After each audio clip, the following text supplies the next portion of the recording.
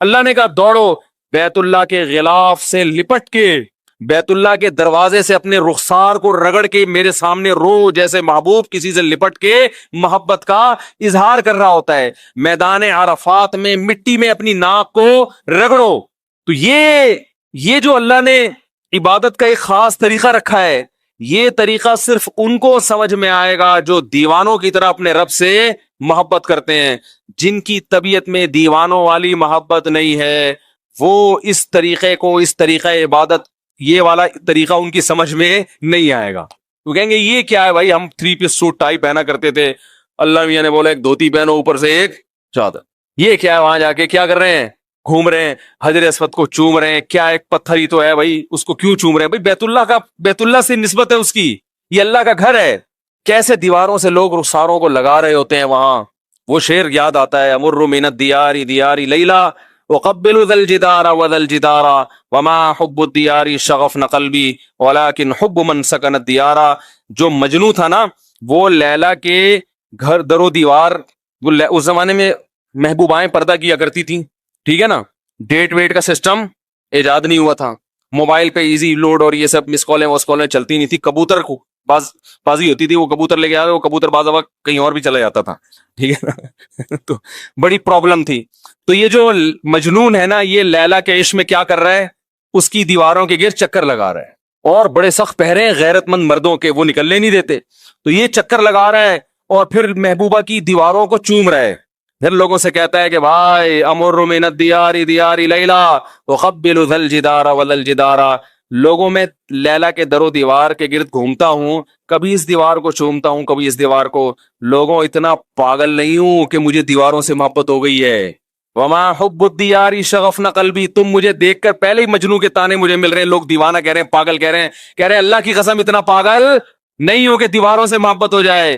ولیکن حب من سکن الدیار، ان دیواروں کی نسبت جس محبوب کی طرف ہے، اس محبوب کی محبت نے مجھے دیواروں کو چومنے پر مجبور کر دیا ہے۔ یہ رشتہ ختم ہو جائے، یہ دیواریں میری نظر میں 2 ٹکے کی نہیں ہیں۔ بیت اللہ کی دیواریں بھی سیمنٹ گارے کی بنی ہے میرے بھائی، اس کا غلاف بھی کپڑے کا غلاف ہے، وہ کوئی مریخ سے نہیں آیا ہوا، یہی سیمنٹ، یہی بجری، یہی ریت، اسی سے وہ اینٹیں بنی ہیں۔ لیکن ان اینٹوں کو دیکھنے کے لیے، اس غلاف کو چومنے کے لیے، اس غلاف کے گرد طواف کرنے کے لیے ہم 6-6 7-7 لاکھ روپے خرچ کر کے جاتے ہیں، اور لاکھوں کے مجمع میں جہاں پھسلنے کا بھی خطرہ ہو، جان کا بھی خطرہ ہو، اس بیت اللہ کے گرد گھومتے ہیں۔ اس کی وجہ بھی یہی ہے کہ ہمیں ان دیواروں سے محبت نہیں ہے۔ ان دیواروں کی نسبت کس کی طرف ہے؟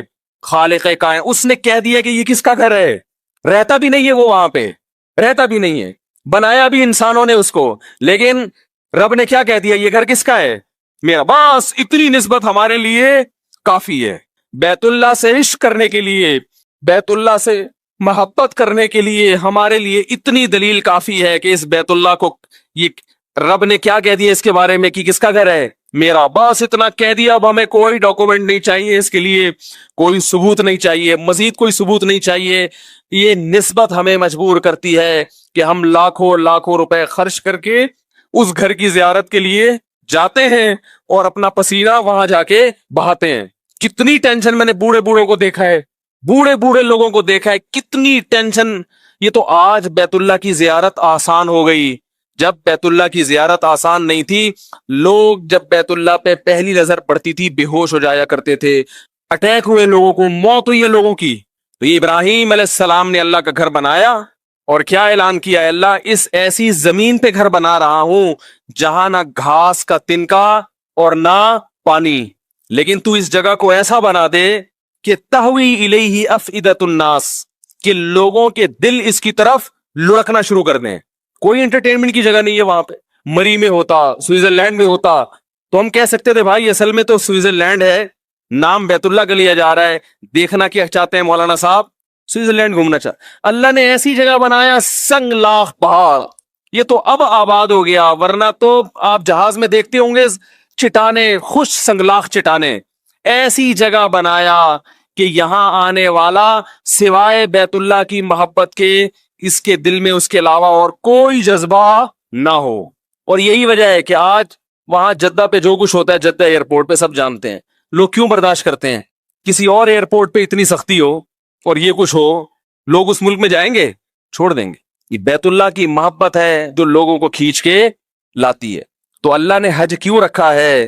دیوانگی کے اظہار کے لیے. نبی صلی اللہ علیہ وسلم نے فرمایا ذاق طعم الایمان من رضی باللہ ربا وبالاسلام دینا وبمحمد صلی اللہ علیہ وسلم نبیا. اسلام کا ذائقہ چکھ لے گا وہ شخص جس نے اللہ کو اللہ مان لیا، نبی کو نبی مان لیا، اور اللہ کی کتاب کو کتاب مان لیا. تو آپ نے فرمایا اسلام کا ذائقہ، اس سے پتہ چلتا ہے اسلام میں کیا ہے، ایک چاشنی، ایک لذت ذائقہ ہے. ایک آپ ملکی قوانین کو فالو کرتے ہیں، اس میں لذت نہیں ہے، چاشنی نہیں ہے، لیکن جب اللہ کے دین پہ چلتے ہو تو اس میں اللہ نے ایک ذائقہ بھی رکھا ہے، لطف اور مزہ بھی رکھا ہے. لیکن یہ لطف اور مزہ صرف انہی کو محسوس ہوتا ہے جو اللہ کو اللہ ہونے کے لحاظ سے راضی ہو جاتے ہیں اور اس سے محبت کرنا شروع کر دیتے ہیں. اللہ تعالیٰ سے دعا ہے کہ اللہ تعالیٰ ہمیں بھی اپنے گھر کی زیارت نصیب فرمائے اور جذبے کے ساتھ. علماء کہتے ہیں وہاں جا کے برائیاں کرنا، اس سے وہاں کی جو ایک روحانی قوت وہاں ملنی چاہیے تھی وہ قوت کیا ہو جاتی ہے؟ ختم ہو جاتی. تو اللہ تعالیٰ ہمیں بھی زیارت نصیب فرمائے. بقرعید میں جانور کو قربان کرنے کا حکم دیا. بظاہر بڑا ترس آتا ہے اس جانور کے اوپر، ہمیں بھی آتا ہے، ہم بھی انسان ہیں. ہم نے بکرا پالا تھا، میں تو حج پہ گیا ہوا تھا، تو گھر والوں نے ویڈیو بنا کے بھیجی. بکرا پہلے سوچتا ہے یار 10 دن تک ایسے ہار پھول ڈالے جا رہے ہیں میرے گلے میں، گھاس کھلائی جا رہی ہے، ایسی پیار محبت کی باتیں، اچانک لٹا کے کیا کرتے ہیں؟ گلا کاٹ. چیخ رہا ہوتا ہے وہ. ترس آتا ہے انسان کو، اور ترس آنا ہی قربانی ہے. اگر ترس ہی نہیں آ رہا پھر قربانی تھوڑی ہے، تو گوشت کھا لیا آپ نے. ابراہیم علیہ السلام جب اپنے بچے کو ذبح کرنے کے لیے لٹا رہے تھے تو ان کو ترس آ رہا تھا کہ نہیں آ رہا تھا؟ بولو نا یار، آپ لوگ پتہ نہیں کیا مسئلہ ہے آپ لوگ کے ساتھ. یار نیمبو لا کے رکھوں گا میں، سب لوگ تھوڑا تھوڑا کھائیں. غم بھی ہو رہا تھا نا، تو یہی تو قربانی تھی. ساس کو اگر حکم دیا جاتا کہ بہو کو ذبح کرو، کیا خیال ہے؟ یا بہو کو حکم دیا جاتا ساس کو ذبح کرو، یہ قربانی ہوتی؟ ساس کہتی اچھا ہے سانپ بھی مر گیا اور لاٹھی بھی نہیں ٹوٹے، ثواب کا ثواب اور بہو بھی شاٹ. باپ کو حکم دیا جا رہا ہے کیا کرو؟ بیٹے کو ذبح کرو. ابراہیم علیہ السلام کو اللہ نے حکم دیا اپنی زوجہ حضرت ہاجرہ کو شام سے چل کے، ارض شام سے، اور مکہ کی بیابان زمین میں چھوڑ کے آ جاؤ جہاں نہ پانی ہے نہ گھاس کا تنکا ہے. حضرت ابراہیم اس پہ خوش تھے، طبعی طور پر غم تھا نا ان کو کہ اپنی اس شہیدی زوجہ کو میں کہاں چھوڑ کے آ رہا ہوں. پرہیزگار زوجہ تھی، کتنی پرہیزگار کہ ابراہیم علیہ السلام کے حکم پر بھی انہوں نے عمل کیا. تبھی تو قربانی تھی کہ دل غم زدہ تھا. آج کسی کو حکم دو اپنی بیگم کو وہاں چھوڑ کے آ جاؤ، وہ پرینک بلے ہوئے ہوتے ہیں نا. بیگم صاحبہ میکے جا رہی ہیں، بندہ کہہ رہا ہے بہت افسوس ہو رہا ہے، جیسے ہی وہ منہ ادھر ہوتا ہے ناچنا شروع کر دیتا ہے خوشی سے.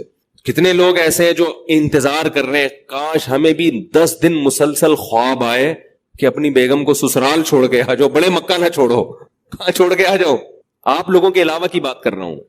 وہ چاہ رہے ہیں کہ یار اللہ ہمیں بھی کوئی آرڈر دے تاکہ ثواب کا ثواب اور قربانی کی قربانی. لیکن یہ قربانی نہیں ہوگی. وہ ایک صاحب نے مجھے کہا کہ وہ میرے ابا جو تھے نا، وہ انہوں نے دوسری شادی کی تو میری والدہ کا انتقال ہو گیا تھا تو انہوں نے کر لی. تو کہہ رہے میں نے کہا میں بھی کرتا ہوں. تو ابا نے کہا کم بخت میری تو بیوی مر گئی تھی تو میں نے کی ہے، تیری تو زندہ ہے. میں نے کہا ابا میری نہیں مر رہی تو میرا کیا قصور ہے اس میں؟ میری نہیں مر رہی تو میرا کیا قصور ہے اس؟ آپ لوگ کے علاوہ کہ یہ جذبات ہیں. تو قربانی جو یہ صرف مذاق ہی ہے بھائی، اس کو سیریس نہ لیں. خواتین بہت غصہ ہوتی ہیں کہ ہمارے خلاف بولتا رہتا ہے، ہمارے خلاف بولتا رہتا ہے. تو اگر میں یہ بیان بھی کر رہا ہوں تو اس میں نیگیٹو میں بیان کر رہا ہوں نا کہ کتنے نالائق مرد ہو گئے ہیں آج کے. یہ کوئی خوشی سے تھوڑی بیان کر رہا ہوں. اب سوال پیدا ہو پھر ہنسی کیوں آ رہی ہے؟ اگر خوشی سے بیان نہیں ہو رہا، ہنسی آپ لوگ کو دیکھ کے آ رہی ہے مجھے کہ آپ لوگ باتوں سے اتنا خوش ہو رہے ہیں، عملاً کتنا خوش ہوتے ہوں گے. بات کرنے پر اتنی خوشی ہو رہی ہے آپ لوگوں کو، اگر عملاً اللہ نے حکم دے دیا کہ اس کو سسرال چھوڑ کے آ جاؤ تو آپ خوشی سے پاگل ہو جائیں گے. آپ سے مراد آپ کے علاوہ. اچھا خیر، جلدی سے ٹاپک کو مکمل کریں، وقت بھی پورا ہو گیا ہے. تو جب اللہ اس کے رسول نے کوئی حکم دے دیا، اللہ کا اللہ ہونا ثابت ہو گیا، رسول کا رسول ہونا ثابت ہو گیا. اب جب حکم دیا جائے گا تو حکم آپ کی کھوپڑی میں آئے یا نہ آئے، آپ نے کیا کرنا ہے؟ فالو. حج میں بھی تو ایسا ہی ہوتا ہے. حج تو ایسی ٹریننگ ہے، ایسی پریکٹس ہے کہ اپنی عقل کراچی سے آئے ہو تو کراچی پہ رکھ کے آؤ. ہم جاتے بیت اللہ کی زیارت کے لیے، اصل تو حج بیت اللہ کا ہے. وَلِلَّهِ عَلَى النَّاسِ حِجُّ الْبَيْتِ. علماء کہتے ہیں ہر عبادت کا ایک سبب ہوتا ہے. حج کا سبب بیت اللہ ہے، اللہ کا گھر، اس کی زیارت کے لیے. لیکن ہوتا کہاں ہے؟ عرفات میں. 9 ذی-الحجہ کو اللہ کہاں بھیج دیتا ہے؟ بھائی دل تو چاہ رہا ہے بیت اللہ میں جائیں، بیت اللہ کا غلاف پکڑیں، ملتزم سے چمٹیں، اللہ کہتا ہے نہیں، کہاں جانا ہے؟ میدان عرفات میں جمع ہونا جائے، بلکہ 8 ذی-الحجہ کو موو کر جانا ہے مینا میں، بیت اللہ سے دور، پھر 9 تاریخ کو کہاں جانا ہے؟ عرفات، اور دور ہو جاؤ بیت اللہ سے، وقوف عرفات میں ہوگا، اے اللہ عرفات کے بعد ہمیں لے آ تو بیت اللہ، نا نا نا نا، اب مزدلفہ میں رات کو قیام کرنا ہے، پھر کیا کریں؟ مزدلفہ سے مینا جانا ہے، شیطان کو کنکریاں مارنی ہے، اور یہ سارے کام 2 چادروں میں کرنے ہیں، اور پہلے دن جو شیطان کو کنکری مارنی ہے 2 شیطان چھوڑ کے تیسرے والے کو مارنی ہے، پہلے 2 کو نہیں مارنی۔ کیوں بھائی؟ یہ تو راستے میں آ رہے ہیں، جب آپ جا رہے ہیں مینا کی طرف تو پہلے پہلا شیطان آئے گا، پھر دوسرا آئے گا، پھر تیسرا، نہ نہ پہلے کو بھی نہیں، دوسرے کو بھی نہیں، کس کو؟ تیسرے کو۔ یا اللہ یہ کیا ہے؟ یہ شیطان تو یہ بھی ہے نا، یا یہاں بھی آیا تھا نا شیطان، دوسرے دن تینوں کو مارنی ہے، تیسرے دن بھی تینوں شیطانوں کو، پہلے دن 2 کو کیوں معاف کر دیا؟ اللہ کہے گا جب میں کوئی آرڈر دے رہا ہوں اب کھوپڑی استعمال کرنے کی اجازت، کیونکہ اگر کھوپڑی استعمال کی، اس طرح لمٹ کو کیا کر رہے ہو؟ کراس۔